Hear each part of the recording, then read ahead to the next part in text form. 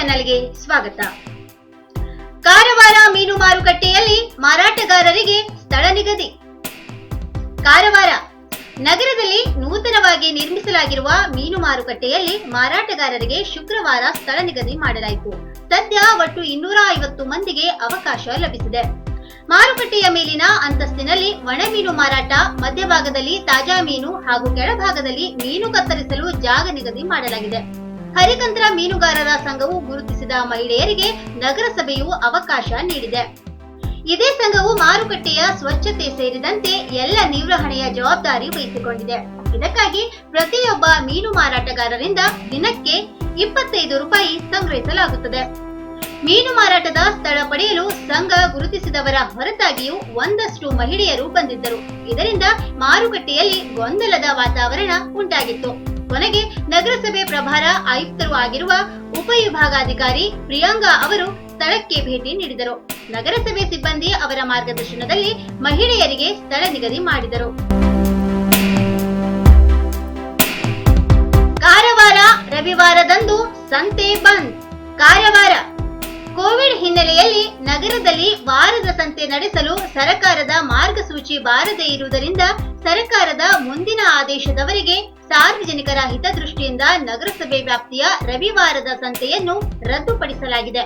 ಈ ಹಿನ್ನೆಲೆಯಲ್ಲಿ ಜಿಲ್ಲೆಯ ಹಾಗೂ ತಾಲೂಕಿನ ವ್ಯಾಪಾರಸ್ಥರಿಗೆ ರವಿವಾರದಂದು ಸಂತೆ ನಡೆಸಲು ಅವಕಾಶ ನೀಡುವುದಿಲ್ಲ ಎಂದು ನಗರಸಭೆಯ ಪೌರಾಯುಕ್ತರಾದ ಪ್ರಿಯಾಂಗಾ ಎಂ ಅವರು ಪ್ರಕಟಣೆಯಲ್ಲಿ ತಿಳಿಸಿದ್ದಾರೆ. ಗ್ರಾಮ ಪಂಚಾಯತ್ ಚುನಾವಣೆ ಅಕ್ಟೋಬರ್-ನವೆಂಬರ್ ಫಿಕ್ಸ್. ಚುನಾವಣಾ ಆಯೋಗದ ನಿರ್ಧಾರ. ರಾಜ್ಯದ ಬಹುತೇಕ ಗ್ರಾಮ ಪಂಚಾಯಿತಿಗಳ ಅವಧಿ ಮುಗಿದು ಅದಾಗಲೇ ಹಲವು ತಿಂಗಳುಗಳೇ ಕಳೆದಿದ್ದು, ಇದೀಗ ಚುನಾವಣೆ ನಡೆಸಲು ಚುನಾವಣಾ ಆಯೋಗ ನಿರ್ಧರಿಸಿದೆ. ಅಕ್ಟೋಬರ್ ಕೊನೆಯ ವಾರ ಅಥವಾ ನವೆಂಬರ್ ತಿಂಗಳಲ್ಲಿ ಚುನಾವಣೆ ನಡೆಸುವ ಬಗ್ಗೆ ನಿಖರವಾದ ಮಾಹಿತಿ ಲಭಿಸಿದೆ. ಚುನಾವಣಾ ಆಯೋಗ ರಾಜ್ಯದ ಪೊಲೀಸ್ ಮಹಾನಿರ್ದೇಶಕರಿಗೆ ಮಾಹಿತಿಯನ್ನ ಹಂಚಿಕೊಂಡಿದ್ದು, ಅದರಲ್ಲಿ ಚುನಾವಣೆಯ ಬಗ್ಗೆ ಸ್ಪಷ್ಟನೆಯನ್ನ ನೀಡಿದೆ. ರಾಜ್ಯದ 5800 ಗ್ರಾಮ ಪಂಚಾಯಿತಿ ಚುನಾವಣೆಯನ್ನ ಅಕ್ಟೋಬರ್-ನವೆಂಬರ್ನಲ್ಲಿ ನಡೆಸಲು ಉದ್ದೇಶಿಸಲಾಗಿದ್ದು, ಈ ಬಗ್ಗೆ ಪೊಲೀಸ್ ಇಲಾಖೆಯ ಬಂದೋಬಸ್ತ್ ಅವಶ್ಯವಿದೆ ಎಂಬುದನ್ನ ಆಯೋಗ ತಿಳಿಸಿದೆ. ಚುನಾವಣಾ ಆಯೋಗದ ಅಧೀನ ಕಾರ್ಯದರ್ಶಿಗಳು ಬರೆದಿರುವ ಈ ಪತ್ರದಲ್ಲಿ ಇಲಾಖೆಯ ಹೆಚ್ಚುವರಿ ಪ್ರಸ್ತಾವನೆಯನ್ನ ನೇರವಾಗಿ ರಾಜ್ಯ ಸರ್ಕಾರಕ್ಕೆ ಸಲ್ಲಿಸಬೇಕೆಂದು ಕೋರಿದೆ. ಉಸಿರು ನಿಲ್ಲಿಸಿದ ಗಾನಗಂಧರ್ವ ಎಸ್ಪಿಬಿ ಇನ್ನು ನೆನಪು ಮಾತ್ರ. ಬಹುಭಾಷಾ ಹಿನ್ನೆಲೆ ಗಾಯಕ ಎಸ್ಪಿ ಬಾಲಸುಬ್ರಹ್ಮಣ್ಯ ಅವರು ಶುಕ್ರವಾರ ಮಧ್ಯಾಹ್ನ ನಿಧನರಾಗಿದ್ದಾರೆ.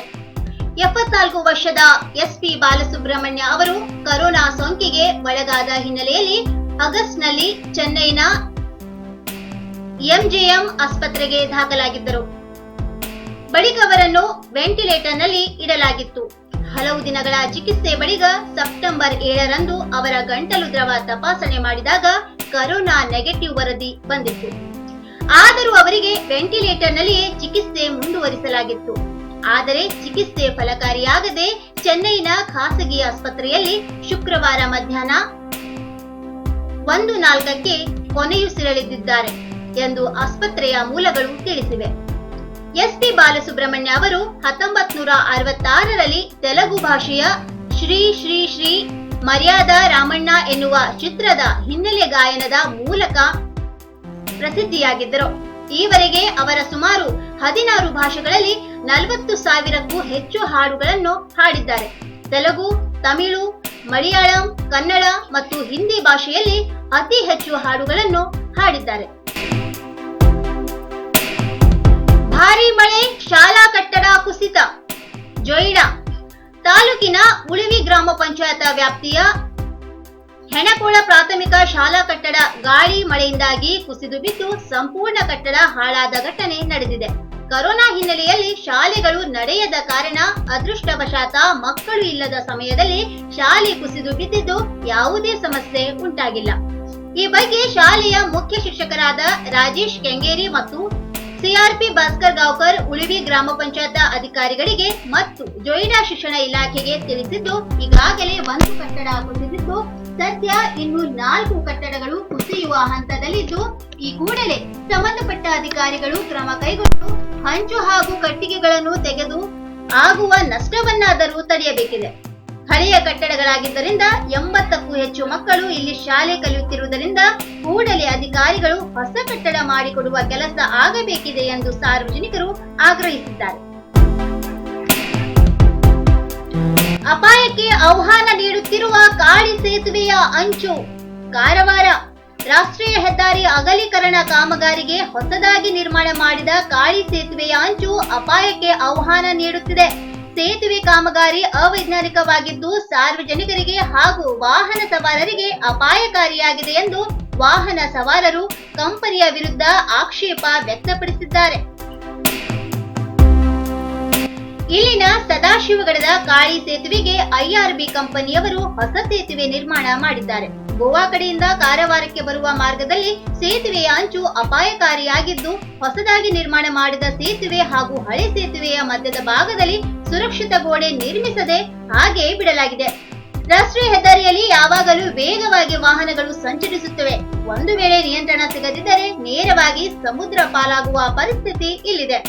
ಸೇತುವೆ ನಿರ್ಮಾಣ ಮಾಡಿ ತಿಂಗಳು ಕಳೆದರೂ ಈವರೆಗೂ ಬದಿಯಲ್ಲಿ ಸುರಕ್ಷಿತ ಗೋಡೆ ನಿರ್ಮಿಸಿಲ್ಲ.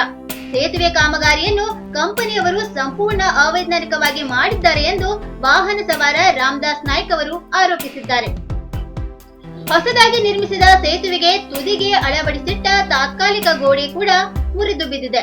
ರಾತ್ರಿ ವೇಳೆ ಸೇತುವೆಯ ಮೇಲೆ ಬೆಳಕಿನ ವ್ಯವಸ್ಥೆಯೂ ಇಲ್ಲದಿರುವುದರಿಂದ ವಾಹನ ಸವಾರರಿಗೆ ಸೇತುವೆಯ ಬದಿಗೆ ಇರುವ ಅಪಾಯಕಾರಿ ಭಾಗವು ಕಾಣದತ್ತಾಗಿದೆ. ಕೂಡಲೇ ಸಂಬಂಧಪಟ್ಟ ಇಲಾಖೆಯವರು ಇದರ ಬಗ್ಗೆ ಗಮನ ಹರಿಸಿ ಸೇತುವೆಯ ಎರಡೂ ಬದಿಗಳಲ್ಲಿ ಸವಾರರಿಗೆ ಅಪಾಯವಾಗದಂತೆ ಸುರಕ್ಷಿತ ಕ್ರಮ ಕೈಗೊಳ್ಳಬೇಕೆಂಬುದು ಸಾರ್ವಜನಿಕರ ಒತ್ತಾಯವಾಗಿದೆ. ಅವಾಂತರ ಸೃಷ್ಟಿಸಿದ ಮಳೆಗಾಳಿ. ಮುಂಡಗೋಡ ತಾಲೂಕಿನಾದ್ಯಂತ 4-5 ದಿನಗಳಿಂದ ಬಿಡುವು ಕೊಡದೆ ಸುರಿಯುತ್ತಿರುವ ಮಳೆಯಿಂದಾಗಿ ಗೋವಿನ ಜೋಳ ಮತ್ತು ಭತ್ತದ ಬೆಳೆ ಹಾನಿಯಾಗಿದ್ದು ರೈತರಲ್ಲಿ ಆತಂಕ ಮೂಡಿಸಿದೆ. ಪಟ್ಟಣ ಸೇರಿದಂತೆ ತಾಲೂಕಿನ ಬಾಚಣಗಿ, ನ್ಯಾಸರಗಿ, ಚವಡಳ್ಳಿ, ತಮ್ಯಾನ್ಕೊಪ್ಪ, ಕೆಸನ್ಕೇರಿ ಹಾಗೂ ಅನೇಕ ಗ್ರಾಮಗಳ ರೈತರ ಗೋವಿನ ಜೋಳ ಮತ್ತು ಭತ್ತದ ಬೆಳೆ ಹಾನಿಯಾಗಿವೆ. ಗೋವಿನ ಜೋಳದ ತೆನೆಗಳು ಮುರಿಯುವ ಹಂತಕ್ಕೆ ಬಂದಿದ್ದು ಅತಿಯಾದ ಮಳೆ ಗಾಳಿಗೆ ನೆಲಕ್ಕೆ ಬಿದ್ದು ತೆನೆಗಳಲ್ಲಿ ಮೊಳಕೆಯೊಡೆಯಲಾರಂಭಿಸಿವೆ. ಭತ್ತದ ಪೈರು ನೆಲಕಚ್ಚಿದೆ. ಎಸ್ ಪಾಟೀಲ್ ಎಂಬುವರ 3 ಎಕರೆ, ಅಮಿತ್ ಬಾಡ್ಕರ್ ಎಂಬುವರ 10 ಎಕರೆ, ಹನುಮಂತ ಕೊಮರ್ಶಿಕೊಪ್ಪ ಎಂಬುವರ 3 ಎಕರೆ, ಎನ್ಎಚ್ ಬೆಂಡಲ್ಗಟ್ಟಿ ಎಂಬುವರ 6 ಎಕರೆ, ಪರಮೇಶ್ವರ ಪಾಟೀಲರ 2 ಎಕರೆ ಗೋವಿನ ಜೋಳದ ಬೆಳೆ ಸಂಪೂರ್ಣ ಹಾನಿಗೀಡಾಗಿದೆ.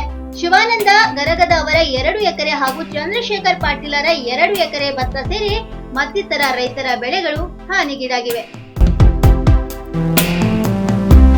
ಇನ್ನು ಮತ್ತಷ್ಟು ಸುದ್ದಿಗಾಗಿ ಕಾರವಾರ ಪ್ಲಸ್ ವೀಕ್ಷಿಸಿ. ನೀವು ಯೂಟ್ಯೂಬ್ ಅಲ್ಲಿ ನೋಡ್ತಿದ್ದೀರಿ, ಸಬ್ಸ್ಕ್ರೈಬ್ ಮಾಡಿ, ಬೆಲ್ ಐಕಾನ್ ಕ್ಲಿಕ್ ಮಾಡಿ. ಫೇಸ್ಬುಕ್ ಪೇಜ್ ಅಲ್ಲಿ ನೋಡ್ತಿದ್ದೀರಿ, ಫಾಲೋ ಮಾಡಿ.